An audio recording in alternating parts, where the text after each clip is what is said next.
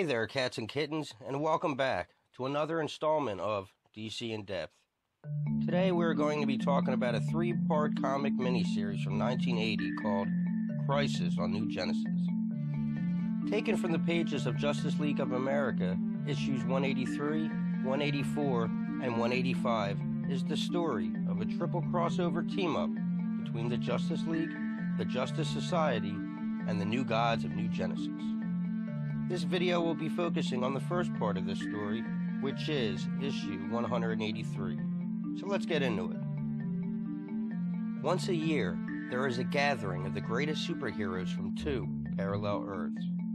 We have the Justice League of America from Earth 1 and the Justice Society from Earth 2. This year, they planned for half of the JSA to travel to Earth 1, while the other half stayed behind and greeted members from the JLA. This time, Destiny had other plans. Suddenly, we see our group of heroes transported to a place they do not recognize. The buildings are very different than what they are used to, and there is an enormous floating city up in the sky. Our heroes for this adventure consist of Batman, Superman, Green Lantern, and Firestorm from Earth 1, and Dr. Fate, Power Girl, Wonder Woman, and the Huntress from Earth 2. But these are not our versions of Wonder Woman and the Huntress. This is the Golden Age Wonder Woman, and the Huntress is in fact Helena Wayne, daughter of Earth 2's Batman, both who were erased from continuity after the events of Crisis on Infinite Earths. Anyway, Batman points out that something must have malfunctioned in the Transmat Cube. Not believing what he is seeing, Superman tells everyone that he knows where they are. Superman explains that they are on New Genesis, home to the New Gods. You see, he was transported here once before through a boom tube, and while his stay was short, he felt almost at home here. Superman tells Power Girl that she should understand the feeling of what it means to feel alone, because her powers are so unique compared to the other heroes. Here among the New Gods, he was amongst other beings with similar powers to himself. And unlike his time on Kandor among his own people, this place felt better because he was able to retain his powers.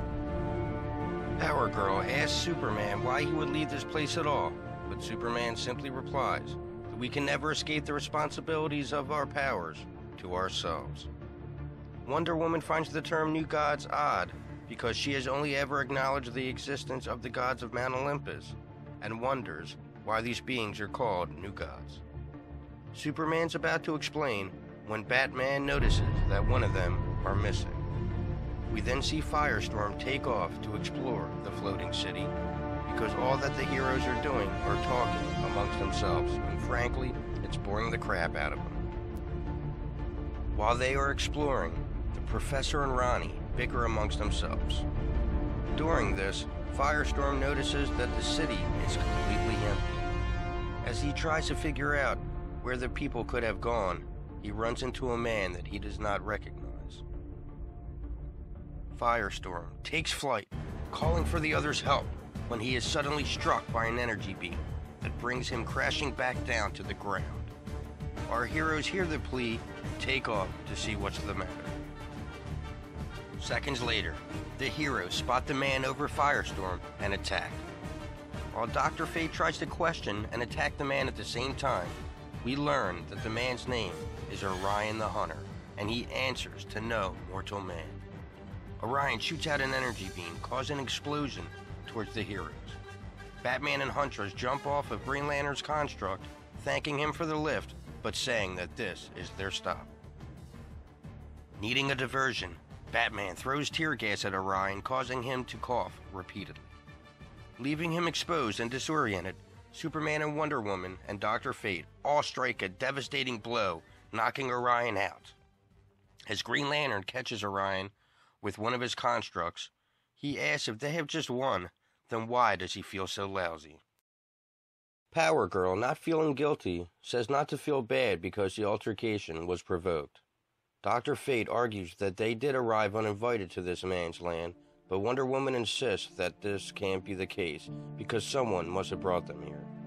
As they try to piece everything together, we see a boom tube open and 4 figures arrive out of it, one of whom is sitting in a sophisticated chair. The man answers the group saying that he did. The man says that his name is Metron, and he was the advisor to Isaiah, or Highfather as he is commonly known as, who is the ruler of New Genesis. With him is Scott Free, also known as Mr. Miracle, his wife Barda, aka Big Barda, and his longtime aide Oberon. Metron welcomes our heroes to his world and begs for their assistance. Power Girl sarcastically replies that they have a funny way of greeting guests on his world. Regretting what has occurred, Metron apologizes on behalf of his friend and offers to help Firestorm by healing his injuries using his Mobius chair. Firestorm is feeling better than ever and is now fully recovered after bathing in a ray of light from the Mobius chair. Metron awakes Orion and insists that he uses his mother box to recover his rationality. Orion agrees, and as the others stand around wondering what is going on, Superman asks what Metron meant by recovering his irrationality. We learn that the mother box is a form of electronic life that New Gods use as a means of communicating or healing. In Orion's case, he uses it to conceal and control his heritage as the son of the most monstrous madman in the universe, his father Darkseid. Big Barda continues by saying that this is a part of the reason why Metron overrode their transmatter machine. She explains that Apocalypse has kidnapped the entire population of New Genesis and is turning them all into mindless slaves. Metron also explains that they have brought our heroes into this mess because Apocalypse has allied themselves with the Injustice Society of Earth 2. Apocalypse is as evil as it comes. With raging fire pits all throughout the planet, it thrives on despair, hatred, and to defeating innocents all throughout the cosmos. The war between Apocalypse and New Genesis threatened to consume the galaxy, and after decades of struggle, the war was won by New Genesis, or so it seemed. Our heroes all together take a boom tube to Apocalypse and split up to try to find the missing residents. Batman, Huntress, and Mr. Miracle go on ahead to scout the area. Power Girl, Orion, and Firestorm travel north to investigate the large construction site. Superman, Wonder Woman, and Barda head to the prison orphanage of Granny Goodness, where the children are most likely being held, and Green Lantern, Oberon, and Dr. Fate head towards the Shock Trooper barracks, which is south of the city, while Metron remains behind to coordinate all their efforts. Metron thinks to himself that he knows Apocalypse has kidnapped the people of New Genesis, but wonders why, which makes him very worried indeed. We see Huntress talking with Mr. Miracle, wondering why this has happened if the war was won. Mr. Miracle wonders the same thing, but explains that when he and the others returned home from their exploration mission, that the New Genesis was just abandoned. Furthermore, he says that Orion hasn't been the same since he helped destroy Darkseid, and blames himself for what has transpired.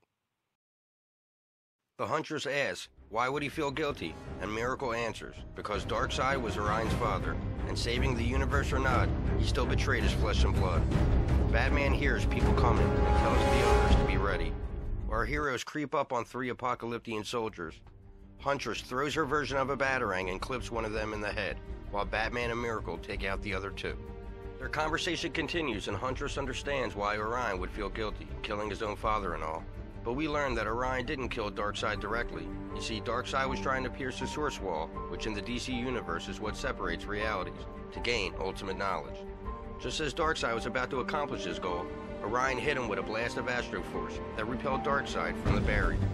He then began to fall back to Apocalypse, growing larger and larger in size with each passing moment. Agents on the ground thought that he was some sort of attack and fired an experimental uni-cannon, destroying him. The Huntress then asked if Darkseid was killed, then who was behind the threat on New Genesis. Mr. Miracle wonders the same and hopes that is what they can learn at the old Imperial Palace. Someone contacted the Injustice Society and they must learn who and why. Elsewhere in Armageddon, which is described as an urban cancer with the stench of 100 fire pits, we see troopers arrive at the entrance of the barracks with a prisoner. They say that they caught him nosing around the power depot and that they are bringing him to the commander. One of the guards makes a mama crack, and Oberon blows his cover by kicking the soldier in the shin. Just when one of the shock troopers is about to teach Oberon a lesson, we see another trooper's hand begin to glow with green energy, apologizing for spoiling his fun. A giant green boxing glove knocks the guard down and subdues the other, preventing him from calling for assistance. Since their cover is blown, they find no point to stay in character and return to their normal attire. Green Lantern jokes with Oberon for acting out, but he replies that a man has to defend their mama.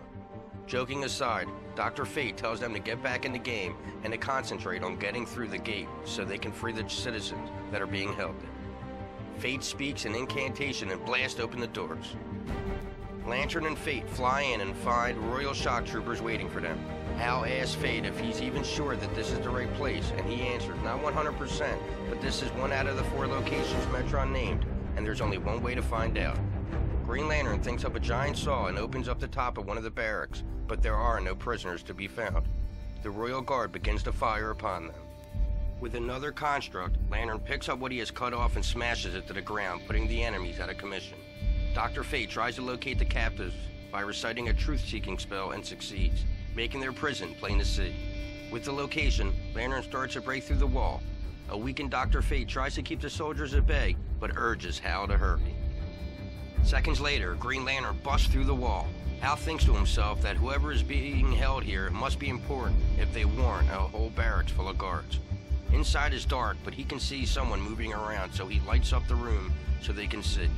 He is shocked and can only reply with an, "Oh my lord," and we have to wait until the next issue to find out what it is.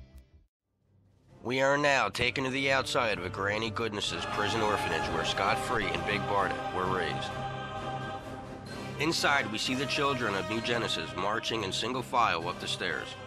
This is where children are taught the perverted morality of Darkseid's dominion and their spirits crushed. And those whose spirits cannot be crushed find themselves punished. 2 giants walk a child to the punishment machine in chains for simply growing flowers on the drilling field. As shadowy figures fly in undetected, the giants continue to scold the child and are about to strap him in the machine for punishment. Suddenly, we see a golden lasso wrap around one of the giants' neck. Wonder Woman snaps back and pulls one of them down as Barda punches out the other man. Barda informs Superman and Wonder Woman that everything she knows about violence she learned from people like these. One of them go for their weapon, but Superman fires his heat vision at the giant's holster and grips up the woman giant. Normally, Supes doesn't hit women, but says that there are no ladies here and flicks her in the chin, knocking her to the ground. Barda and Wonder Woman grab the child and make a run for it. Next, we are outside the construction site with Power Girl, Orion, and Firestorm flying above the immense site. It's here that most of the men from New Genesis were taken to help with the strange machine. Firestorm asks who those guys are on the control platform, and we find out that it's the Injustice Society. We have the Master of Darkness, the Shade, King of Ice and Frost, the Icicle, and the Maestro of Music, the Fiddler. As our heroes arrive on the scene, the Fiddler starts to activate the machine by playing a tune on his violin. The machine fires a giant beam of energy in the sky, and you can see an object forming in the middle where the rays converge. As Orion and Power Girl stare up to the sky, she asks, "What's wrong? You're pale and look like you've seen a ghost." Orion answers that he has, and continues by saying, "Don't you know what's happening?" Orion knows what's happening in the heart of that energy storm. It's Darkseid. Somehow they brought him back from the dead, and he lives once again. The 3 stare in shock and can't believe what's floating right in front of their eyes. No wealth, no ruin, no silver, no gold. Nothing satisfies me but your soul. Well, I am death, none can excel. I'll open the door to heaven or hell.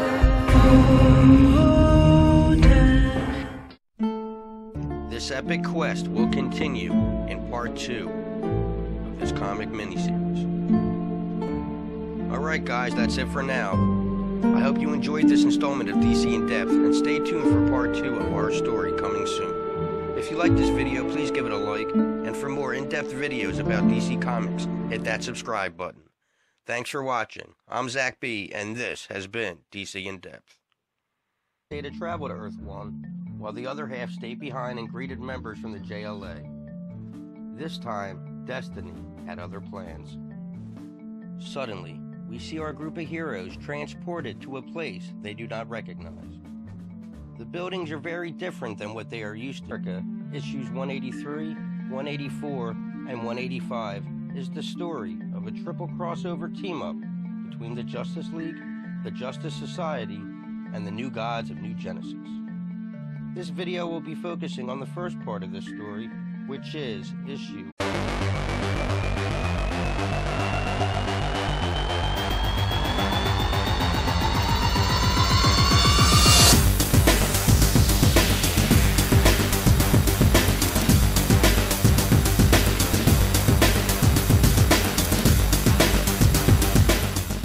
Hey there, cats and kittens, and welcome back to another installment of DC in Depth. Today we're going to be talking about a 3-part comic miniseries from 1980 called Crisis on New Genesis, taken from the pages of Justice League of America 183. So let's get into it. Once a year, there is a gathering of the greatest superheroes from 2 parallel Earths. We have the Justice League of America from Earth 1 and the Justice Society from Earth 2. This year they plan for half of the